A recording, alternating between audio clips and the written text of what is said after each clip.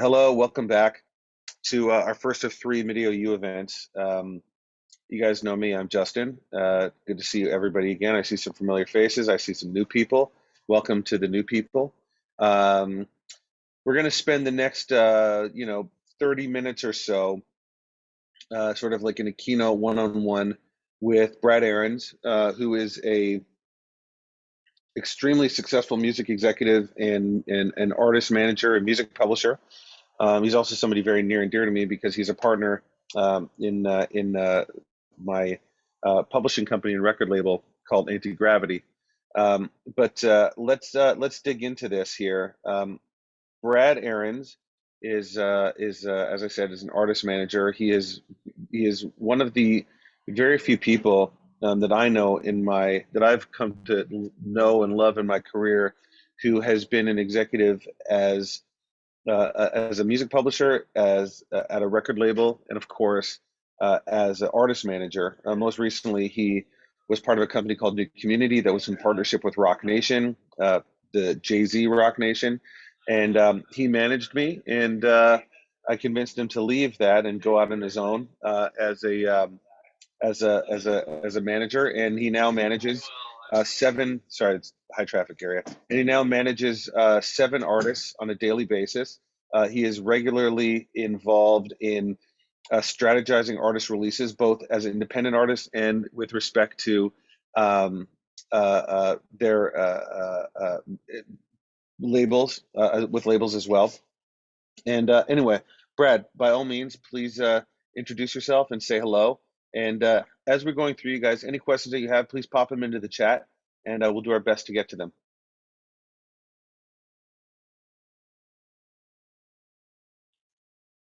Hold on, Brad is muted. Hear me now? Good. Sorry about that. We can hear you. This Zoom has literally just consumed my entire computer, and I can't get out. And I'm in with you guys. So Well, we hear you now. yeah, We got you. We got you now. it's very odd, but literally Zoom just took over my entire computer and everything shut down except Zoom, but then I couldn't get out of Zoom. Now I'm back in Zoom, but everything else has crashed. So now I'm fully focused on you guys. Good. Well, let's jump in. Let's jump in. So, Brad, maybe you can pick it up, put a little bit of color and context around the introduction, and then we can just jump straight into it. Yeah, pardon me. So the short of what Justin's saying, I started my career as an A&R at Epic Records and Sony International. I from there went on to a short stint of management where I took an artist that I had signed to Sony, whom you'd never hear of because they never released the album.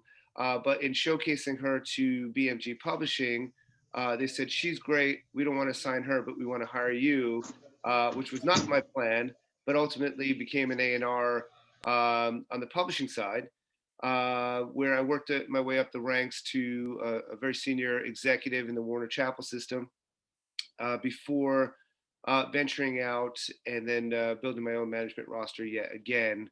And that took me through a number of years with New Community Rock Nation, as Justin mentioned, and then when Justin and I started working together, it became apparent we had a very entrepreneurial spirit and a like-minded approach to how we wanted to achieve certain goals. So Antigravity, which is A for Aarons, G for Gray, was born, and we started building a small record label that went through, it still technically does, the Warner Music system, that we don't activate too much at the moment. We were able to build a publishing company in partnership with another team, and I was able to expand my management roster to 7, as Justin mentioned, with 6 being artists across composers, artists themselves, songwriters, producers, but I also backed into building a sports division for Antigravity as well, which is just shy of a year old. So that is me in a nutshell. Well, thank you. I want to jump straight into it. And again, please, if you guys have any questions, I urge you to just drop them into the chat, and we can kind of go. We like, as you guys know, if you've been here before, we'd like to have a pretty fluid, just open conversation. So I'm just going to jump right into it. So, Brad, one of the things that I think that a lot of people, uh, uh, a lot of people certainly here on this call are, they're independent artists. They make their own songs. They record themselves. They own their own recordings, and then they release music, and maybe they're not getting the traction, or they're not getting the sort of the eyeballs that they would hope to be getting. Uh, uh, People coming to listen to people coming to discover them. What are some like early stage ideas or things that independent artists specifically should be thinking about as they get ready to set up and tee up their releases? From an artist perspective, I'm going to just say something that everyone knows and is completely honest and obvious. If you're looking to break as an artist, TikTok. It is truly the platform that is going to give you, the exposure necessary to garner the eyes of whomever you're looking to excite, whether it's record labels, publishers, booking agents, etc. There is a proven data set for TikTok views and how that correlates directly to streams on Spotify. It is a metric that is used by every single label. That is why 65% of what major labels sign is directly off TikTok. Now, the other 30 some odd percent of A&R has to do usually with catalog and existing artists. Anything over 2 years within a record label is considered catalog. So it's not just the oldies. And then 5%, if not less, is passion project artist development that comes through the lens usually of a producer that has an arrangement with said label. So if you're talking from a label perspective, those are the breakdowns, if you wish, on how to get exposure and how to kind of build into that part of your career. If you're a songwriter and producer, it's a little bit different. You don't necessarily need to be using social media in the same respect, but you need to be using social media to build your profile. And certainly now, when things are decentralized and people aren't always in the same room and same writing sessions, there's an irony to it where your networking is all done virtual and remote, right? So you have to, leverage one relationship into another relationship, and that usually would happen pre-pandemic in a studio, and now it happens in in writing sessions or songwriting camps or forums such as this. Everyone. I don't know how the protocol works for interacting with other people on MDIIO, but ultimately, any time that you have an opportunity to be in a joint setting like this in a decentralized, kind of environment, these are all potential collaborators. These are all potential. Well, yeah, I mean, I want to go back to the TikTok conversation because I think that there is this, I think it's a little bit of a misrepresentation on the concept of going viral on TikTok. I think generally speaking, a TikTok algorithm, especially on like the For You page and stuff like that, like they have an interest in having everybody go viral. They're really right. I mean, there's really no sort of, they don't want to suppress anybody. They want everybody to have an opportunity to get a shot. And, I know artists that have come out. They put out their first couple of videos. Some of you might have this experience. Suddenly you're getting 20,000 views on your video, and then it's 20,000, then it becomes 10,000, then it becomes 5,000, then it becomes 2,000, then it becomes a couple hundred, then it becomes, you're kind of just part of the fabric of TikTok. But I've also seen it work the other way, where they get that sort of initial blast. And I think part of the thing that I've seen work personally, I'm just going to put a little context to this, is that I think it's really important to have an anticipation that as you start going out on TikTok, you're going to get those eyeballs, and then it's about backing it up with additional content, staying relevant, staying sort of in the front of people's minds and people's feeds. And there's been a ton of people that have had hits out of TikTok. I mean, we saw TikTok make Fleetwood Mac a hit, like 40-year-old songs get resurgences from sort of getting into the TikTok world. And you don't want to base it all there, but I think you're right. It's definitely a huge component to kind of making it out there, isn't it? Well, yeah, it is. The short answer is yes. There's three things you touched upon, and then I kind of want to parlay this into other platforms because they are also very important. Are you Um, going to talk? Are you going to start talking about MySpace? yes, yeah, yeah. Friendster and Mindspace are um, so the way that TikTok works is similar to any other platform, right? The more eyeballs you get, the more ad spend brands pay to get those eyeballs. The more that TikTok wants those people to to be successful. So the algorithm feeds that. But being close with the head of music for TikTok across the globe, the way to in having these conversations, the way to really work that algorithm, and I'm not going to sit here and say that I'm an expert on TikTok, but diversity in your posts are important. So if you're sitting there every single day playing a song, and then there's no change to how you're presenting it, it's just a different song.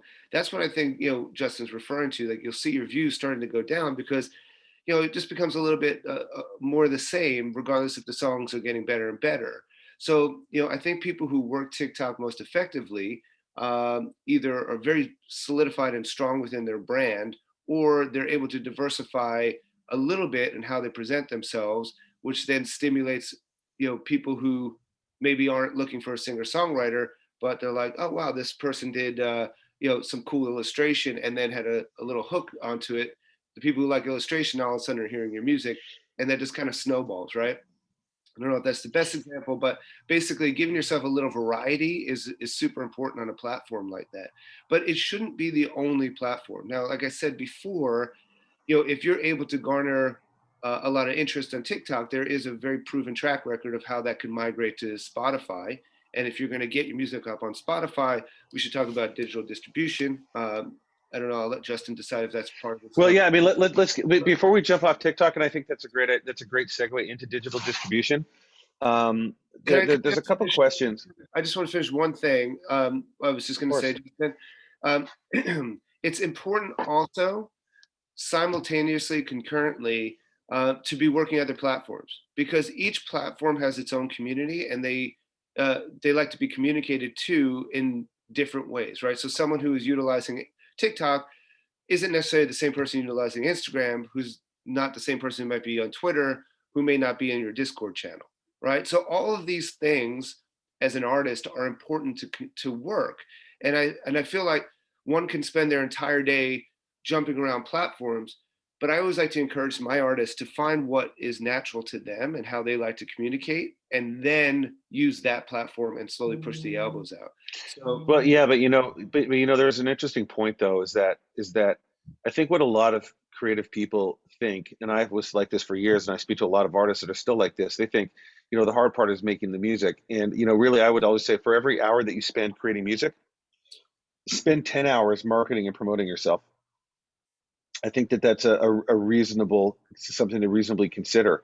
If you think about it, you take your favorite artist, they go and spend, you know, a, 2 days making a song, they'll spend 2 years touring it, right? So the whole idea is to also create that promotion, do those things, think outside the box, let people know who you are, try and gain 10 fans a day, and make that part of your sort of strategy, right? Like, how do you go out and it sucks. It's kind of a crappy part of the business because you feel like a little bit like, oh, look at me, I'm feeling braggadocious. I have to go brag about myself or market myself. But hey, if you don't believe in yourself, nobody's going to believe in you, right? So I think it's pretty key to go out there and make a point of that. Actually, there's a great story with Chad Kroeger from Nickelback that back in the day when they didn't have management, and they were trying to get their music on the radio. He created a fake manager and created a fake radio person and went out and started promoting his own band as a fake person and got radio performance, got radio attention. So I just think there's many ways to kind of get there, and you got to be creative. And if you believe in yourself in that way, put yourself out there. Others are going to believe in you too. There's a couple of quick questions here before we move on. Um, how many TikTok streams equal one impression? I Brad, do you don't. have any insights on this? Honestly, I would think one. If you connect with somebody in the right way, that's an impression. Um, I you don't know. know, Let me Google that for you. I don't know. yeah. I'm meaning impression based on what a record company would interpret as an impression. Oh, I mean, I think that if you're getting into like the kind of like the 1-2 million fans range, I think that that shows that there's some interest in who you are and what you do. But it's interesting. Again, we've talked about this. I don't want to mention names, but there's artists that blow up on TikTok. They get signed. They kind of have a moment, and then they disappear. And I still think that you still need to have content. You still need to have good content. You still have to have good song. I mean, I make this joke. A record label would sign a rock if it had 10 million, followers on TikTok. It doesn't care, right? But if you're not converting that into good music, again, great example, Shawn Mendes. Doesn't matter if you like Shawn Mendes or not. He basically got discovered on Vine, but hey, guess what? He's had a ton of hit songs now because of that. So I think that if you're there delivering good music, you will continue to grow and maximize. If Hey, it's just a flash in the pan lucky thing, it won't happen. Justin, may I put something in the chat? Of course. So it's going to come across very long, and I don't have it on a link, but it was sent to me by a very successful manager, and I think it encapsulates exactly what we're talking about and how important it is for artists to not shy away from marketing. I'm going to try it. If it's too long, I will figure out another way. Maybe you could share it at another point. Um, yeah, I think it might be a little bit too much. Um, Hold that thought for a second. While you guys are asking questions, I'm going to see if I can just put this into a little link here. It's a pretty good little piece. Go on. Yeah, I'm going to answer a couple questions. Alexander asked, do you know, for instance, Lil Nas X, how he does his TikTok campaigns? Um, I can't answer that question, but I can tell you that his team and him have very well curated the content that goes up. And again, I think that you deal with great artists. Being a great artist and songwriter and musician is not just about that. An artist is an artist. It's the way you present yourself. It's the clothes that you wear. It's the way you choose to speak. All of these things inform who you are as an artist. And I think that that's something that you have to consider. That art is not monotonal. It's not just your music. It's it's like I'm looking here. I'm looking at Dranko here. Dranko's a friend of what we're doing. Like, look at the guy. Like, he's got purple hair. He's got glasses. He looks like he's from outer space. Like, he's presenting himself in a way that you don't even know what he sounds like, but he's emoting a certain thing, right? This is all part of his thought, his brand. And one of the things that I say to a lot of people that I work with is, okay, you want to make it. What's your business plan? Put your business plan together, right? Like your business. What does that mean? Okay, here's my social media. Here's my aesthetic. Go to Pinterest. Put together Pinterest pages. Like, create that business plan and then execute that business plan. Don't improvise it. You can pivot from it, but what is that business plan? Who am I as an artist? Where do I want to be in 6 months, 12 months, 24 months from now? Execute on that plan. Don't leave anything to thinking. Pre-plan and strategize. I would bet that when Dranko goes out to, Ralph's to pick up bread and milk, he looks like that, right? Like, it's like, what are you projecting out to the people that you want to impress? And I don't mean impress, but leave an impression upon. Let's talk about, Brad, you were talking about digital distribution. Can we talk about that a little bit? Certainly. The basis for digital distribution is to have a conduit from your studio to every streaming platform in the world, and that can be done in a couple different ways. Something very simple like DistroKid. I think you pay $20 a year and you upload as much music as you want, and that ranges all the way up to doing label services deals, which could be part of the major system. That could be United Masters, AWOL, Caroline, et cetera, et cetera. So there's a variety of ways to get your music up, but ultimately the easiest way is to work with TuneCore or DistroKid, and basically pay a fee, and they're going to populate your music. But contrary to what Justin was saying, they will not market your music. So it may appear on Spotify and Apple Music, but it doesn't mean that it's going to move up the food chain. That is still going to be reliant upon you or your teams building an apparatus that helps you get known. You But know, they do, but they would look at your activity on other platforms like TikTok, for example, or whatever, and go, oh, hey, this person's kind of bubbling up. Then maybe they get some editorial love. I mean, it's not just put it into the universe and see what happens, right? I mean, there well, definitely is a. there's a spectrum, right? I mean, like, you're not going to get, even if you're super viral on a social platform, if you pay your $20 a DistroKid is not going to look at TikTok and be like, oh, it's popular there, let me stream it there. But the platform itself, Spotify, will be able to see that there's streams migrating from the time that you post on another platform, and then how it it reacts on their platform, and then you'll get the editorial love. Then you'll start getting. Right, that's what I mean. That's Yeah. what I mean. Yes, I didn't mean specifically DistroKid would do that. No, I think DistroKid is strictly a mechanism to get, as you said, your music from the studio to people's ears. That's it. Yeah. Um, But they, it's they essential. now, It's essential, because if you don't use a digital distributor, then you can't, unless we're talking about blockchain, that's a whole nother conversation. You can't get your music anywhere. They're all going to be locked out. SoundCloud, name it. You have to use a distributor. In your opinion, I mean, is there a particular digital distributor that you would endorse? I know it's not an official endorsement, but No, in an unofficial manner, I mean, I just think, if it's going to cost you $20 to put up as much music as you want, that's a pretty good deal, and that's what DistroKid offers. I think if you go to TuneCore, it's a little bit more expensive, but you don't really get anything that you wouldn't get at DistroKid. Where it starts getting into a more cerebral conversation is if you're a little bit more progressed and you have a little bit more of a following. You've already done the digital distribution, and your socials are growing, and then you're approached, or you're able to approach a label services distributor.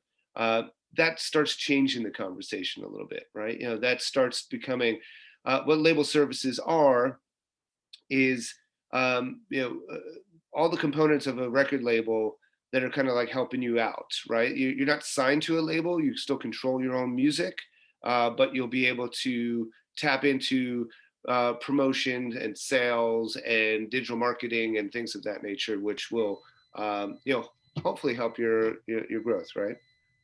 So, I mean, I've seen some people are suggesting 1 RPM CD baby. Yeah, I mean, the whole point is that whatever you're comfortable with is really what you should. It's really where you should look at putting your music out. But I want to talk about something else. Speaking about actually putting music out, Brad, like there's a couple of philosophies, right? There's a philosophy like you see some artists are like, I'm going to put out something new every month, every 2 weeks. Like, I'm going to just really continue releasing music. Then there's this other philosophy, right, which is like, I'm going to just only release what I know is like absolutely amazing, 11 out of 10 quality music. What is your opinion on sort of like over releasing versus under releasing versus like, or what's the right amount to release and put out? That's part A. The next part to the question is, how much content should they do for a release, and what is some of that content? So I guess part one is, how often, how much music should people release, and what kind of content should be going along with that, and should it always be the same? Anyway, lots of questions. Sorry. I might have to ask you for a little pointer again, but you should only be releasing things that you feel are great.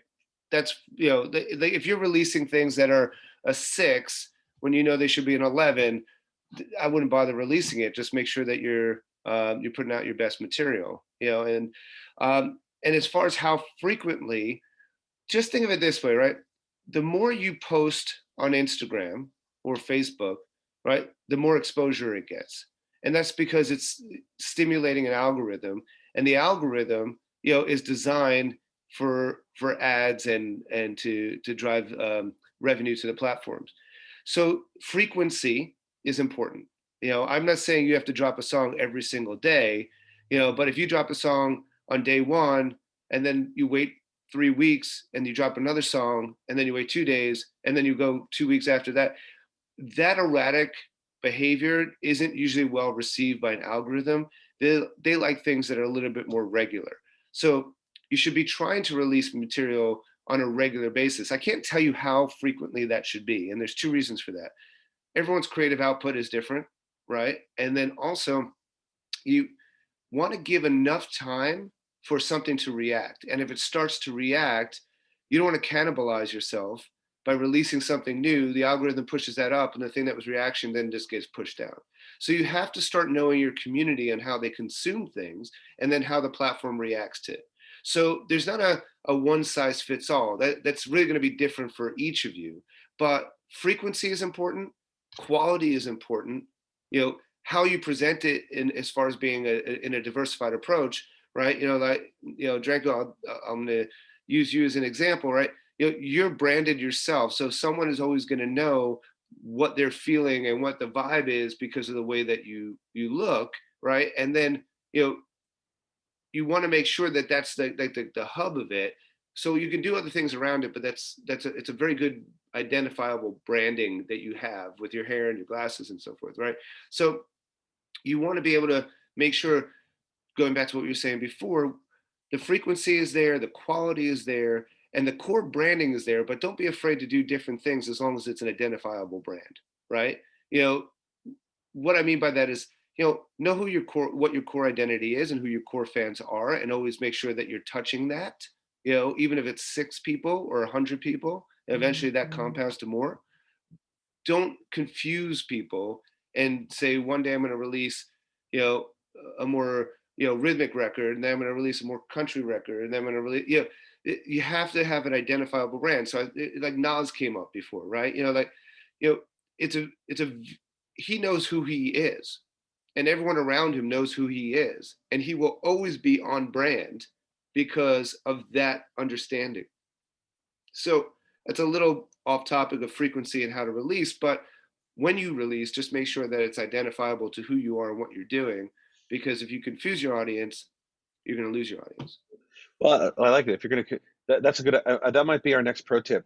If you confuse your audience, you're going to lose your audience. I'm writing that down, Brad. Thank you. I'll definitely not attribute that to you. I'll say that I came up with that 100% on my own. Perfect.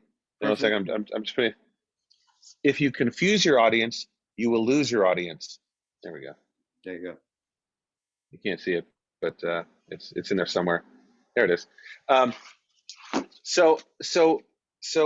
Yes, and Rana, yes, it essentially is all about seducing the algorithm. .com, seducingthealgorithm.com. We're about to start that website. I feel like that.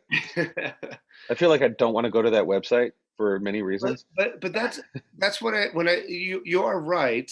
This analogous algorithm that's out there. I mean, it's AI, right? So, basically, the community drives what the algorithm is. It's not like someone sitting there programming in the back, like, hey, this is the guy behind the curtain. Like, it's morphing and changing, right? It knows how people are reacting, and then it predicts how people react. That's basically what the algorithm is. So you're seducing it, but at the same time, you have to work with it and then kind of trick it, right? So, there's not just one figurehead that's creating the algorithm. The algorithm, is amorphous, right? It's all around.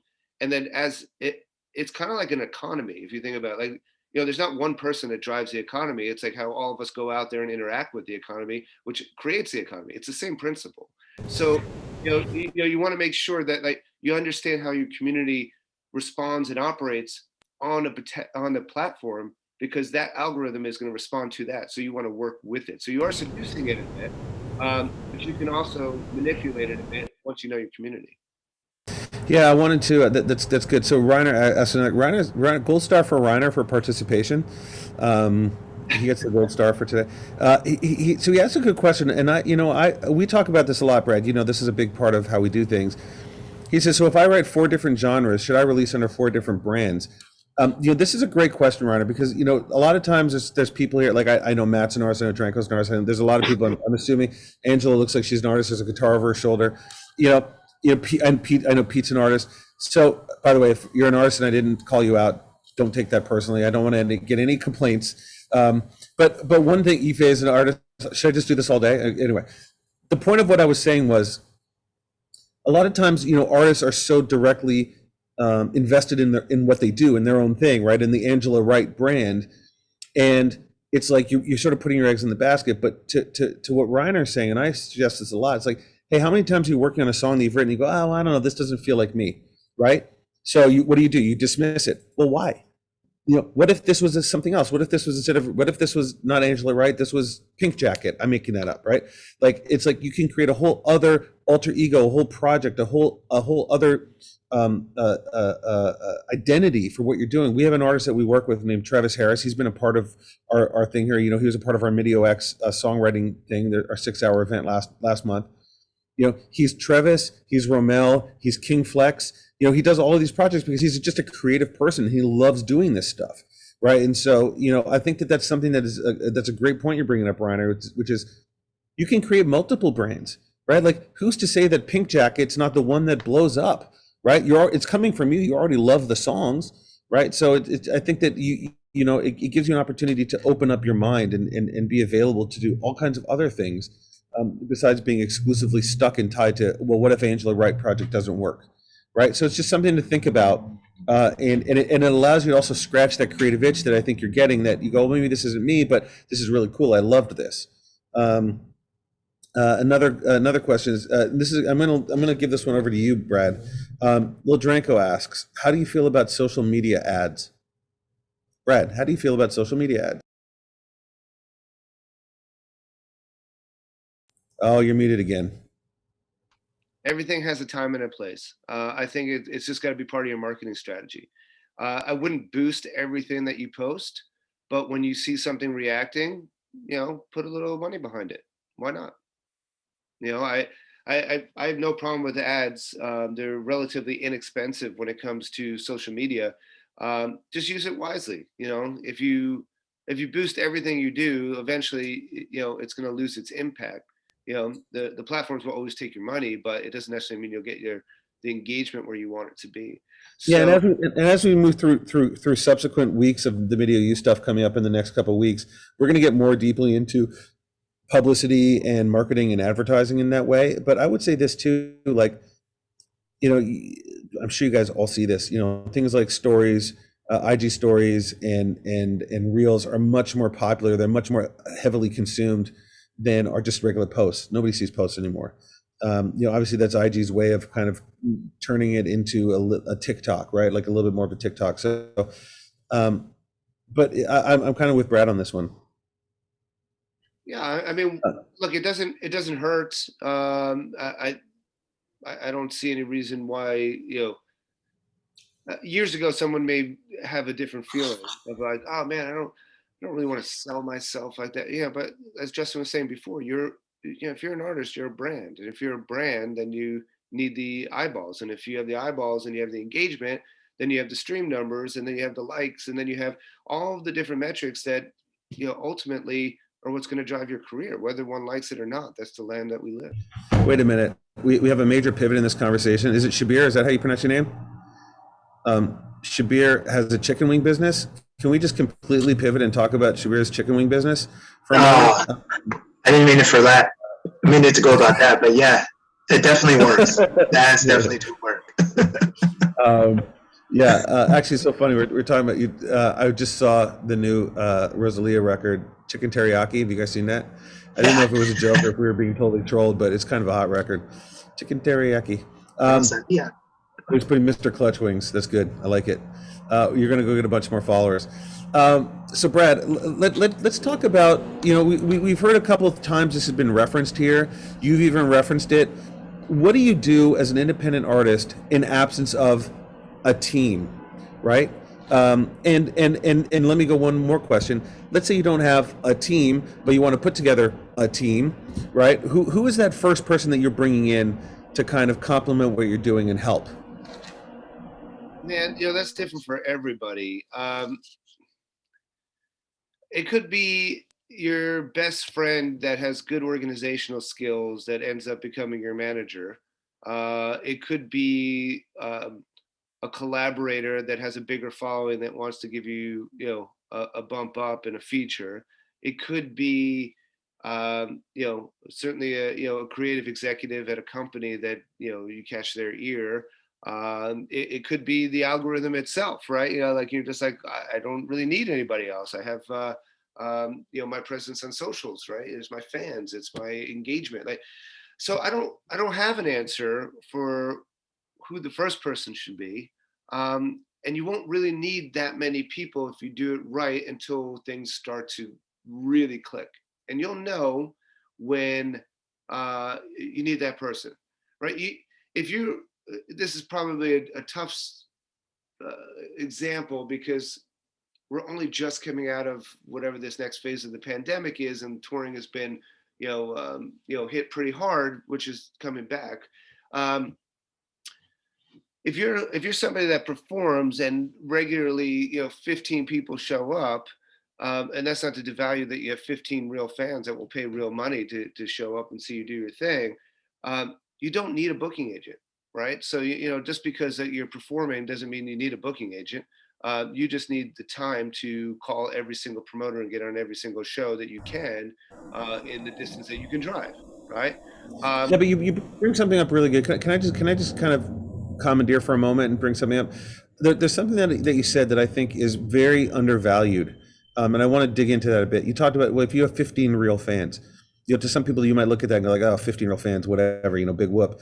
But those 15 real fans is access points to 30 real fans, which becomes an access point to 60 real fans, right? To 120, like, and so on and so on. And the question is how, so I'm sorry to move you away from where you're going, but how do you take those 15 fans, Brad, and turn those 15 into 30, turn those 30 into 60? What is the secret? What are 3 things that you can do to do that? I'll tell you 2, and I've always wanted to do this. And actually I encourage you all to do it because I want to see if it's going to work. Name your artist project free beer and free parking and see how many people show up. Okay, I find that funny. You guys are all muted. I don't know if it's just me, but how do you take those 15 people? I mean, I'll give you an example. In the early part of my career, I worked with a band named Good Charlotte. And Good Charlotte was like any other young pop punk rock band that, played, they were from Waldorf, Maryland, and they played, the DC circuit, and they, were able to get enough excitement that a few people from, regionals at record labels were like, hey, this band's on like all the local radio shows, and they're playing all of, the right rooms. And then what they did is they spent an enormous amount of time just hanging with their fans. There was really no division between who they were and who their fans were. They just happened to be the ones playing the music on stage. And they took that philosophy, through their first album, which, fun fact, they had Mandy Moore that we put as a feature on one of their videos. And when they started touring, they would do the same thing. They would literally just hang out after they played and speak to every single person who came to see them. And then when they released their second album, which did extremely well for us and for them, the 50 people they played in front of in Montana, then it turned into 120 people, right? And it's because they spent the time, and then 120 people turned into 12,000 people, and 12,000 people turned into 20,000 people. And it's really because when you have those super fans, they literally are, but whether online or in real life, the most powerful asset and strongest part of your apparatus. So rather than saying, I need a manager, you need those 15 fans that are willing to put down $10 to come see you play. And you need to be hanging with them and talking with them. And then, you know what? Do something for, like, eventually you build a Patreon account, right? And you're like, those 15 fans have access to the inner circle, because now I'm writing music and offering, opportunity to these people that are getting super served, and thus they should, and then you just have to build it from there. And I don't know if I can give you like how best to do that, except to Sheba, like you have people that probably come into your restaurant on the regular, right? So if you have people coming in, you want to take care of them. Every once in a while, you're like, all right, cool, dude, check out this new flavor I got, or here's an extra couple of wings, or sodas on me. Like, whatever it is, like you're super serving them because, like, look, we've all been to a restaurant, on a frequent basis. You walk in, they're like, oh, hey, Justin, welcome back. So forth. It's the same principle, as being a regular at a restaurant, as it is having a super fan. You just want to take care of them. You want to give them something a little special. I was totally gonna use the restaurant analogy. I agree. If you make good food, people are gonna bring their friends back. Yeah. Right. And people are gonna talk about it. And if you show that you're passionate about them being passionate about you, it empowers them. And that empowerment for a super fan is priceless, because they And it will. seems like, go ahead, sorry. I was gonna say they'll want to tell everybody. They're like, oh man, this was the coolest thing I ever did. Dude, this song, this person, this play, whatever, however they communicate with their, like, guarantee they bring someone else with them next time around. Yeah, I was also going to say, and Reiner seems to be offering everybody $200 to have dinner with him. So, so it's, I mean, there's 20 people, 26 people. It's $200 at 26 people. I mean, that's cool. If you guys want to make some bucks, just reach out to Reiner. Reiner at Reiner.com. Reiner at Reiner.com. Guys, we're getting towards the end of our time here. Unfortunately, this really flew by. I'm going to put my email address in here. I've given it away many times. It's because it took me 20 minutes to get my Zoom to unfreeze in the beginning. No, we're good. We're good. This has actually been excellent. I want to kind of go out with just like a couple sort of like last minute thoughts here, Brad. Like, I think that one of the things, some of the things that we definitely touched on, I think that are very, very important is that, as the artist, you have to be as self-promoting as possible, almost shamelessly to a point where, it's, if you have great songs, and I think, by the way, even, I'm going to disagree a little bit with one thing that Brad said. I think you should be releasing music, not everything, not ad infinitum, but I think if you release music that this is the best that you could do now. Like, have you guys seen Post Malone's first single that he put out? Have you seen that video? Right? It's like that is awful, but I mean, obviously Post is now Post, right? So the idea is, I think that, as Brad said, find your fans, engage your fans, let them be on that journey with you, super serve those fans, communicate with them as much as you can. And I'm going to ask you the same thing here. Here's 26 people that are on this call. Hey, let's everybody try and bring somebody back next week. So when we do our call about, I think next week is publicity or marketing, can't remember. Let's everybody bring one person back in. Let's build this network. Let's build this community. Let's create these fans. Because I know we all know somebody that's struggling, that's out there trying to make it as an artist too. This is part of our, I always refer to us as a like-minded community of weirdos. We have all of these people that are in our world that share this struggle with us. And so we would love to see them here as well. I know we're going to sign off, Justin. There's two things I want to say. Just to clarify, the music that you're releasing today, to your point with Post, right? The music that you're releasing today, what I mean is, don't wait until you think you're going to write something better. I think what I had said was, release the best that you have, and that will hopefully keep compounding and grow. Right. So if you write a song today that you think's a 10, and then you realize, however long in the future, one day or 2 years, you're like, wow, I just wrote a new 10. And that actually, the last 10 was really like a 6.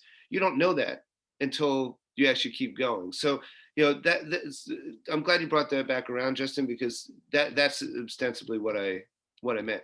The other thing I want to just touch upon real quick, and this is probably a door opener to a whole nother platform, or a whole nother conversation, I should say, is what is rapidly changing in the music space and how people communicate. And obviously, people are familiar with NFTs, they're familiar with blockchain, and if you're not, you should be. You should kind of just get yourself at least somewhat familiar with what Web3 is, and then all the possibilities that tie to it. And the reason being, everything that we're talking about now, in the same way I was just mentioning, hey, this is a 10, and then you write a new song, you're like, oh, that was actually a 6. This conversation is going to feel like that in probably 6, 8, or 9 months from now. And the reason what I mean by that is, we are going to quickly see how how artists are utilizing these new communities in a context to get their music out. I'm not saying everyone should go and just create a drop and go onto OpenSea and think that they should get 3 ETH for their new drop, but what I am saying is, there is a mechanism that is here, that is evolving in real time, rapidly, that everyone should start getting their head around. Because I think Dranko could get 3 ETH for Dranko wigs. I definitely think that can happen, or sunglasses. Yeah. I think he may be actually a robot in real life, and I think he's a robot IRL. Hey, so I see here that Angela's looking for collabs. Hey, I've worked with Ife, I've worked with Reiner, I've worked with Melissa. Melissa and I wrote an incredible song for Avril Lavigne. She's on this call. I've worked with Matt Dines, I've worked with Pete Smith. So like, hey, you have my email address. There it is. These guys know I'm very Dranko. He sends me music all the time to listen to, and we collaborate via text. So I'm always here to help and get involved. I'm going to put my email address in there one more time. jgray@MDIIO.com. There you go. There it is. One more time. So I want to leave you with this. Next week, we are bringing in a woman by the name of Paula Danylevich. She is an extremely successful music publicist. She's worked in major labels. She's done publicity for the biggest artists that you can imagine, and she also works with independent artists. So she's got a real sense on how to sort of unlock blogs, how to sort of reach out to like grassroots publicity, how to do things on your own, how to represent yourself and what it is that you're doing. So she's going to be an extremely good chat with us. She's happening next week, March 2nd, so a week from today, same time.